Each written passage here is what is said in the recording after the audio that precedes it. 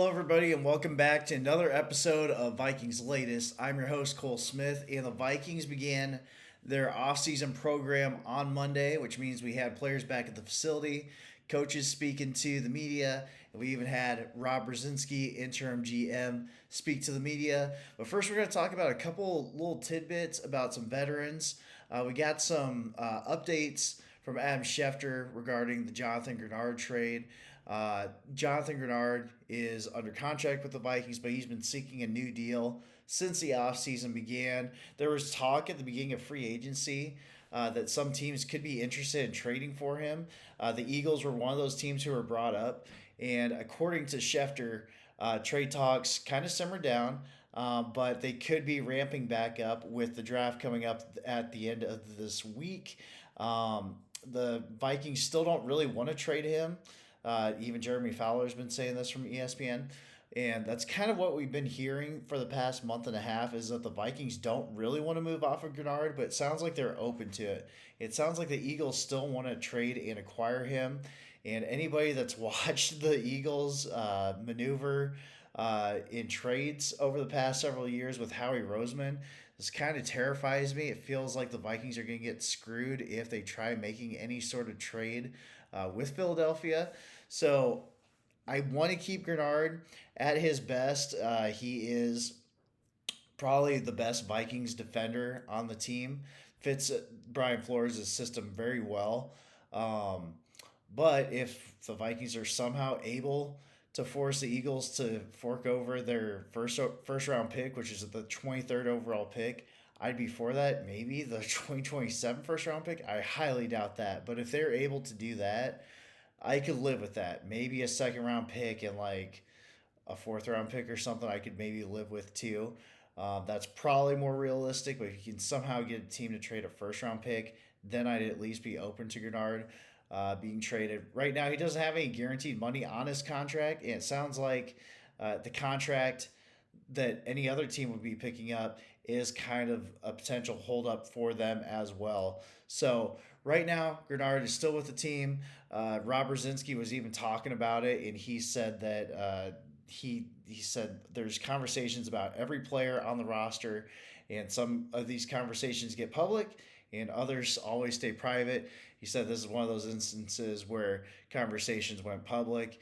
For what it's worth, Grenard was not at the first day of the offseason program on Monday. It's not mandatory for players to be there, but sometimes when we see these kind of contract disputes, it is worth monitoring. Kevin O'Connell, he spoke kind of the same thing, kind of echoed the same sentiment that he wants Grenard in Minnesota, but as of right now, can't force anybody to be there. Hopes he's going to be there, but right now, Grenard, his situation seems a little bit up in the air. So, also going to touch on Harrison Smith as well. He was released and as a procedural move last month to avoid a big contract thing in 2027. Gives him some time to kind of mold his future. Kevin O'Connell said that his future, Harrison Smith's future, will not affect whether the Vikings, go after safety. He was asked if it affects their draft plans at all. He said no. So he's still open to Smith coming back. But Ben Gessling of the Star Tribune, he said on Access Vikings, their podcast, he does not expect Smith to be back. He said Smith is, quote, probably gone. That's kind of what I've been hearing over the past few months. And Smith was very emotional. If you remember that Christmas Day game against the Lions where Smith had a phenomenal game, he was very emotional afterwards. Just kind of felt like it was just kind of over at that point. Kind of had a good send-off in the Week 18 season finale against the Packers along with C.J. Ham. I was even surprised that Smith came back this year because I thought he was very emotional after the Vikings got knocked out of the playoffs in 2024 against the Rams. So I'd like it if Smith came back, but he's also older. You probably get cheaper. Obviously, you get younger at safety. Feels like he's going to be gone. You can address safety in this draft, and if this is it for Harrison Smith, He'll be a Ring of Honor guy in no time, and he should be in the Hall of Fame. I don't know if the Pro Football Hall of Fame is going to uh, do the right thing, though, and get him in. He should be in. Don't know if he'll be in.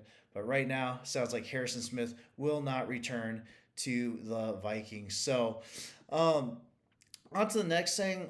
Kevin O'Connell, like I said, he spoke with the media, and on top of Harrison Smith, he was also kind of talking about some of the changes to the team, the coaching staff this offseason.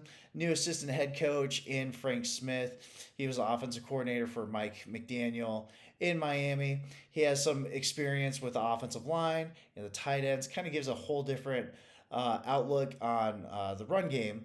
And it sounds like Kevin O'Connell is very open to improvement in the run game blocking schemes. It's another reason that Keith Carter is new offensive line coach. He was assistant last year.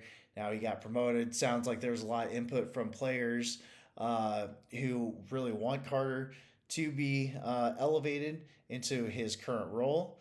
Keith Carter has been an offensive line coach and involved in some of the better run games in the NFL across the past decade plus. O'Connell said that he likes his landmarks, kind of how he coaches up the running game, passing game, just mechanics like that.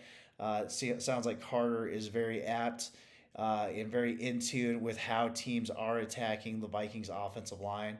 So I just found that very interesting because the Vikings moved off of Chris Cooper, who had been with the team as the Vikings' main offensive line coach since Kevin O'Connell arrived. So the fact the Vikings moved off of Cooper kind of made it seem like O'Connell was just finally fed up with the offensive line. Offensive line has been pretty much an issue for the Vikings over the past decade plus, like Keith Carter. And so it sounds like the Vikings are finally doing something fundamentally different to hopefully improve the offensive production overall. Hopefully, these changes, at these key positions can help the team have an overall better approach, not just offensive line performance, but also just maybe play calling as well. Better run game, gives more balance, and go from there. So O'Connell, he just seemed like overall, like he was just in a much better mood than he was last year. Very easy when it's the first day of the offseason program and there's no games to be played. Last year, he just seemed like he was just always, just in a bad mood. Not like Mike Zimmer crabby, but like as crabby of a mood as you could ever see from O'Connell. No, the quarterback situation was wearing on everybody, and I don't know if it was wearing on anybody outside Justin Jefferson more than the head coach and main offensive play caller. So hopefully these changes to the assistants can help the overall offensive production, get the Vikings offense back on par with Brian Flores' defense in 2026. O'Connell wasn't the only person to talk to the media. Rob Brzezinski spoke as well. Like I said, he talked about the Jonathan Grenard situation, and he, like I said, he's expecting Grenard to be back. But on top of that, he kind of just talked about his new role as the interim GM. Like I said, he's been with the team since 1999, so he knows everybody in the building. He has a great connection with everybody in the building. He's been in the war room every year since 1999, so he's seen a bunch of debacles in the war room. He's also seen some really great picks like Adrian Pierce in 07, Percy Harvin in 09, Justin Jefferson in 2020. So Brzezinski, he's gonna bring an old school approach to it. Based off a lot of information, a lot of experience. He seemed like a guy who just, he wasn't like most, like Kwesi Adofo-Mensah, really good in front of the media. Maybe not the best inside the war room, but he could speak to the media really, really well. Brzezinski, kind of just seemed like a guy who knows everything, just isn't the world's best public speaker. Just kind of gave off that vibe, which isn't really a bad thing. It made him very relatable. But he said that he's excited. He's very passionate about team building. Said that the draft is the lifeblood of the NFL. So he knows what's at stake here. Talked about stacking the draft board. He said just having, even though the Vikings want to get the quote best player available, doesn't necessarily mean that you just automatically take the guy at the top of the board. He said there has to be some nuance to it. He talked about like Buffalo. He's like the Bills aren't going to take a quarterback just because they have the best player available is a quarterback. So he said it's about best fits for the Vikings. I don't know how much some people are going to like that. Some people are just like strictly best player available. I've talked about before. I've tried doing that in some of the mock draft simulators this offseason. It's actually way harder than you think. If you go strictly best player available, you start repeating positions. Even if you give yourself a little bit of leeway, it does not work as well as you'd think it would. So it was interesting to hear Brzezinski not acknowledge that publicly. But it does sound like there's just going to be a much more of a common sense approach to this draft. He said you kind of have to position the draft order, and position the team to land in the zone for a cluster of players. You want to target a few players and put yourself in the best position to acquire those players that you really, really want. Then he said the rest of the draft, you kind of have to let the draft just kind of fall to you. You can't play out every potential scenario, which felt like a dig at Kwesi Adofo-Mensah, who may have overthought the later parts of the draft. We all remember the 2022 draft debacle. Not only the Lewis Cine trade down, but the flurry of moves made to acquire 3 second-round picks that did not end up doing very much at all for the Vikings. Well, I guess it was 2 second-round picks, and then Brian Asamoah, who was a 66th overall pick, third-round pick. But you get what I mean. Overthought the draft. Vikings are going to try not doing that after day one.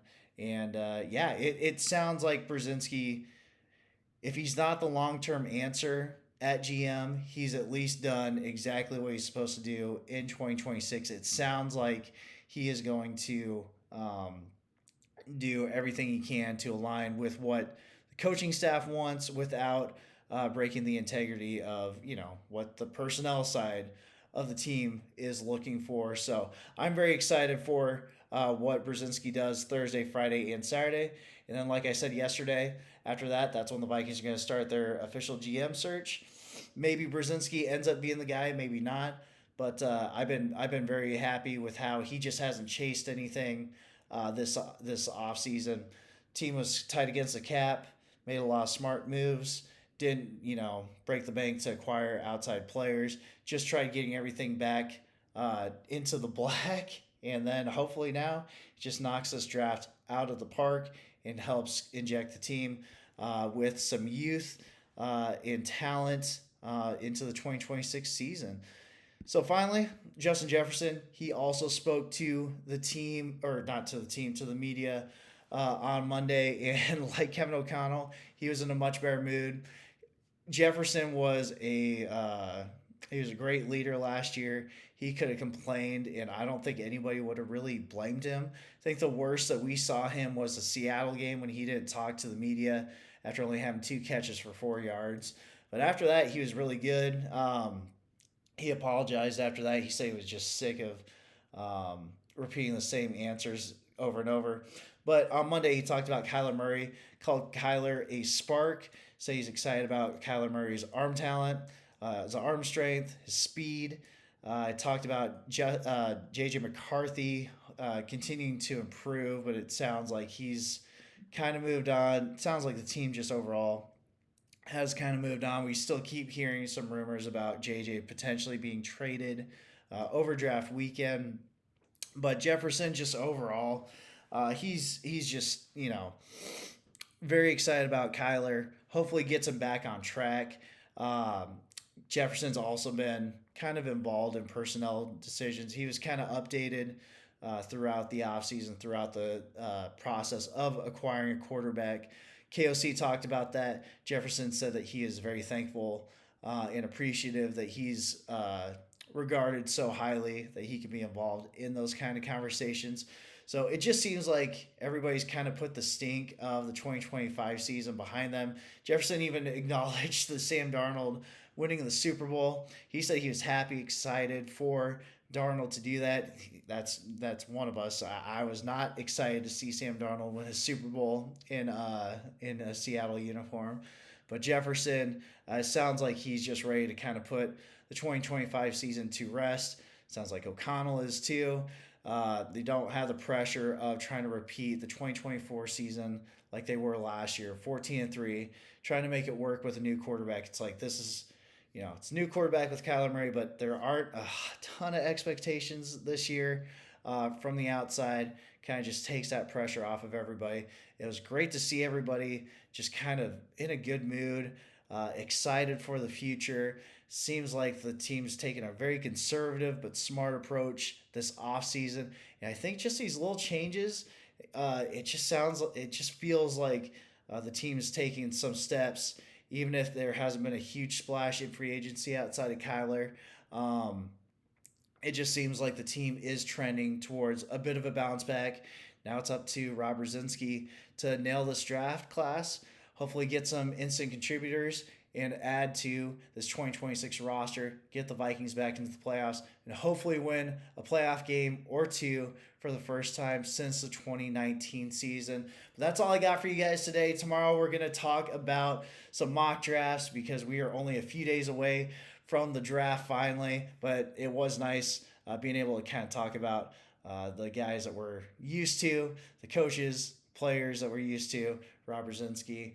Tomorrow it'll be back to the draft as we go full throttle into the weekend. So thanks everybody for watching. Like, subscribe, come back tomorrow.